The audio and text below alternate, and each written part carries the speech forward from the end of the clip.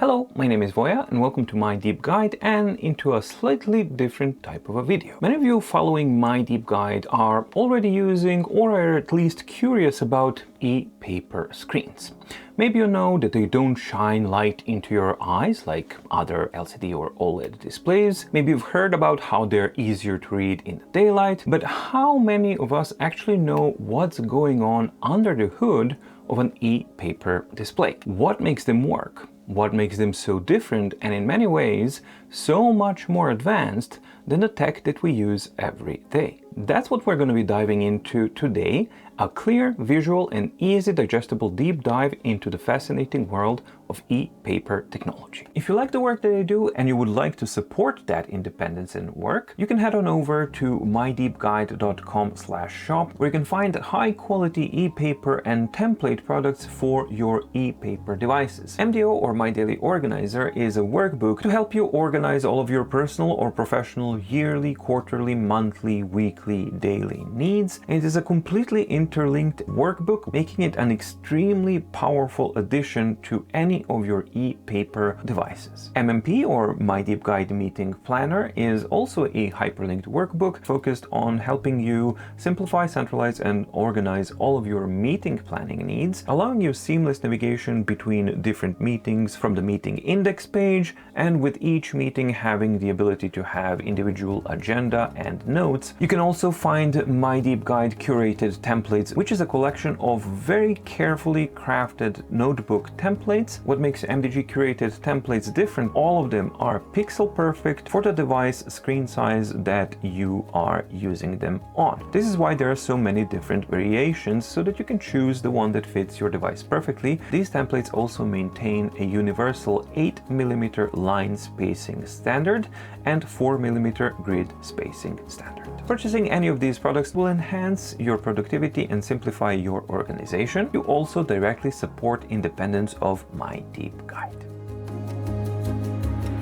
Let's start with the displays most of us use every day: LCDs and OLEDs. LCD stands for liquid crystal display, and yes, it literally uses liquid crystals. Imagine each pixel as a tiny valve that opens or closes to let light from the backlight pass through red, green and blue color filters. Well, that's how colors, whites and blacks are created on an LCD display.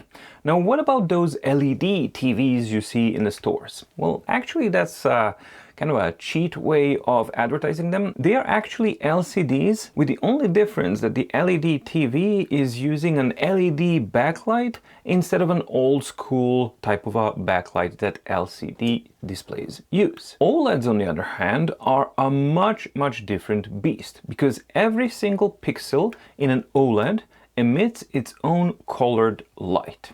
That's the reason why they can produce those near perfect deep blacks, because black pixels on an OLED, well, they're just turned off. There's no light. Simple, elegant and vivid. But ePaper displays? Well, that's an entirely different universe. First things first, we need to discuss ePaper display or technology names.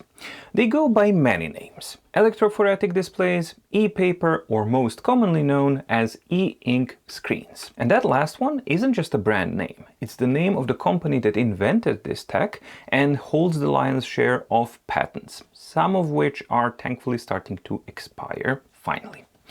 E-ink's dominance is so complete that people refer to the entire category of displays as e-ink displays. Pretty much the same way as people call paper tissues Kleenexes, or like in the US when iPad first came out and we had also other types of tablets, mainly Android tablets, but everything was called an iPad even when it wasn't one. So how does an electrophoretic or an ePaper display work?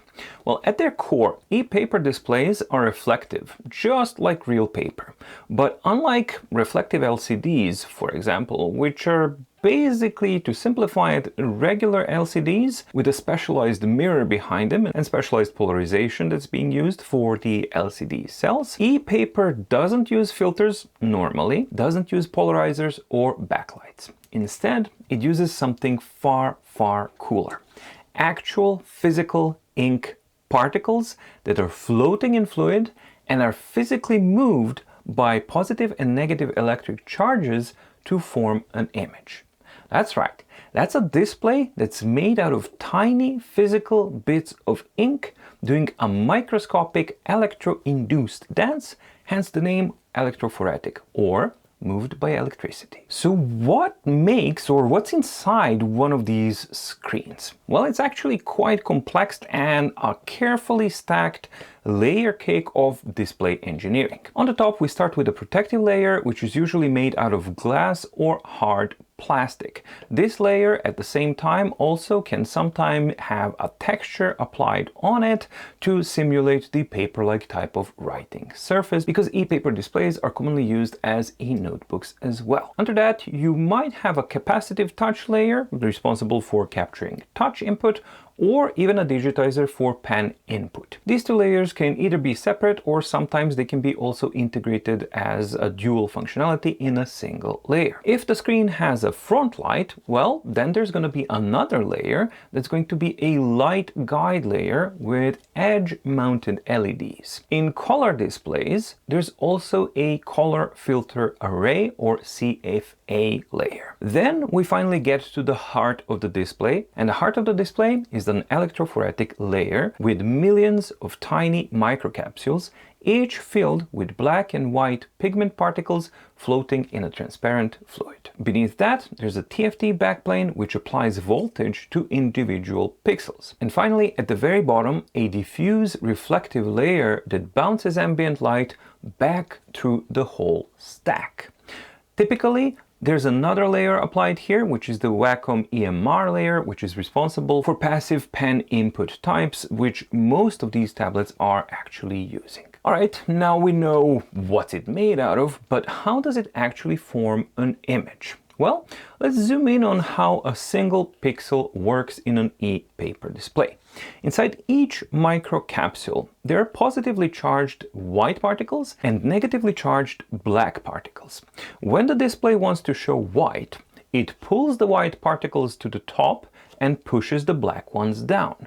That's what that TFT layer is responsible for, because it generates a field, and if it wants to pull the white particles up, well, it has a negative charge on the top, so the positive goes to the negative. To show black, it does the reverse and reverses the polarity, so negatively charged black particles are attracted or pulled up towards the positive charge. You want gray? Well, then it carefully balances the voltage to show a mix and keep the particles at a certain specific height. The magic is that once the particles are in place, they stay there without using any power. That's one of the main differences between a traditional display and an ePaper display. It uses energy only to rearrange the particles to form an image, and once that image is formed, no power is used at all. That's why ePaper is so energy efficient. If the image doesn't change, the screen doesn't need any power at all. What about the visibility and the brightness of the image? Where does the light come from? Well, unlike with the LCDs, LEDs, and OLEDs,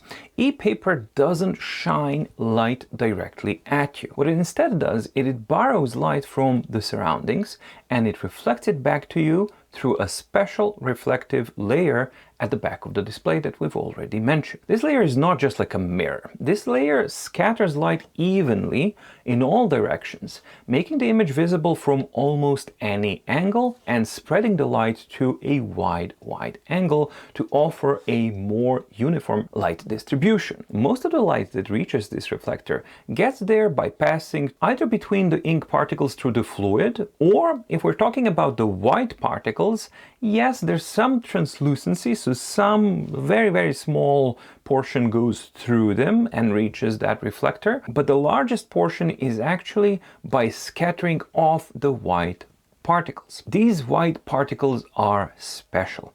They are not just there to reflect light, not at all. They actually are designed to scatter the light everywhere, in every which direction, as much as they can, creating a beautiful paper-like glow that you cannot find on a different type of a display. But there's a catch.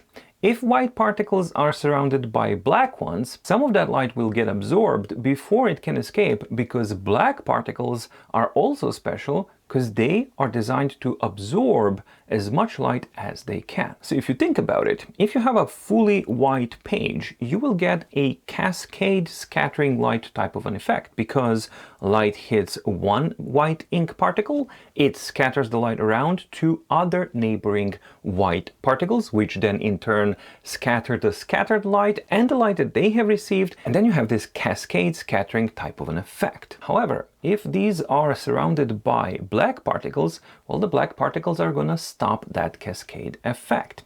That is why a white square on a black page can sometimes look a little bit darker than the same white on a full white page, simply because the amount of scattered light is lowered, and therefore the amount of that scattered light hitting the rear diffuse reflector is also lowered, resulting in an overall slightly darker image. Size also plays a role in how bright an ePaper screen will appear.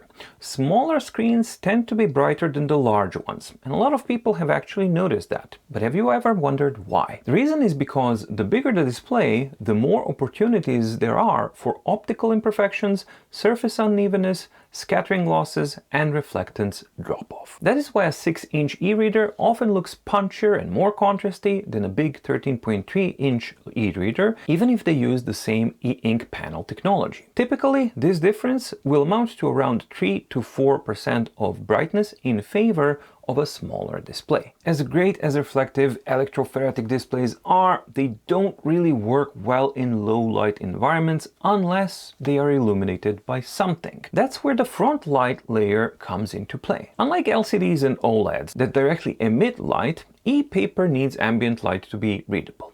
A front layer solves this by placing a tiny LEDs layer at the edge of the screen, which shine light across a thin light guide layer above the display. The result? Hopefully, a uniformly lit page-like experience that still feels neutral to the eyes, even in the dark. The advantages of the front light are obvious and self-explanatory, because it enables reading in any light conditions, including total darkness, and it maintains the paper-like appearance instead of blasting light outwards like a phone or a tablet or a computer screen. Another advantage is that the light that hits your eyes is a reflected light and typically doesn't include that harmful blue spectrum of the light, or at the very least it's minimized when compared to a traditional LCD screen, which directly shines at your eyes and has a very pronounced blue light spike. Okay, so front light solves everything, right? Well, not quite, because there are some disadvantages to take into consideration. Having a front light layer adds an extra layer above the image, which will slightly increase the distance between the surface of the screen and the content beneath, therefore creating a more detached and less immersive type of an effect. For those who want color on their ePaper displays, e-ink Kaleido technology introduced a clever solution, which is a color filter array, or commonly known as CFA, which is layered above a traditional monochrome electrophoretic panel. Each sub-pixel on a Kaleido panel is filtered through that CFA, which contains a red, green, and blue type of a matrix to display red, green, and blue color when white particles of the monochrome panel underneath it are on top. Combined, they give you full color images, sort of, without using emissive pixels. The front light in Kaleido panels is placed above the CFA, helping improve saturation and uniformity by directing that light through the color filters both downward and upward. The advantages of Kaleido panels are fairly self-explanatory, because it adds color capability to otherwise monochrome screens, and it still maintains very low power consumption and excellent daylight readability, because in essence it's still a monochrome panel display, just with that CFA layer added on top. Well, there you go, problem solved. Why have a black and white image when you can have a color one? Well, that's because this technology has significant disadvantages. That CFA layer on top, it dims the image significantly, resulting in permanently darker and less vibrant colors. The white background often has a colored hue, typically pink, grayish, sometimes even greenish. The CFA layer that's constantly present on top, because it's a physical thing, it's not something you can turn on or off, it also introduces a subtle but always present fuzziness or blur, which affects both color and text sharpness. Then there's the e-ink Gallery 3, a newer and much more complex approach that actually uses pigmented particles of actual colors not just black and white. So instead of using a cheat approach like Kaleido does to filter and tint white particles into different colors, the Gallery tree method places cyan, magenta, yellow and black, or CMYK, particles directly inside the display capsules, offering a much wider and more accurate color range because it's using true color ink particles. So the Gallery tree display advantages are that it offers true full color reproduction without the use of any filters. This results in much more accurate hues and richer tones when compared to a Kaleido panel. It still maintains the reflective paper-like quality ePaper is known for and has slightly better brightness levels than a Kaleido display will have. But this capability comes at a significant cost, and most important cost of all is extremely slow refresh speed, which makes even a simple page turn or image transition distractingly sluggish and blinky. Typical example of that would be Remarkable Paper Pro, which represents the absolute pinnacle of what is possible currently to achieve with this technology, but even so, it cannot escape the raw physical limitations and reality of what Gallery tree panels are capable of and not capable of. Additionally, this technology also, like the Kaleido tree panel, suffers from increased ghosting and afterimages, especially with partially updated content. Up until the emergence of the Remarkable Paper Pro, the Gallery tree technology was best suited for static type of content, not dynamic interaction. The work that the Remarkable engineers have put into transforming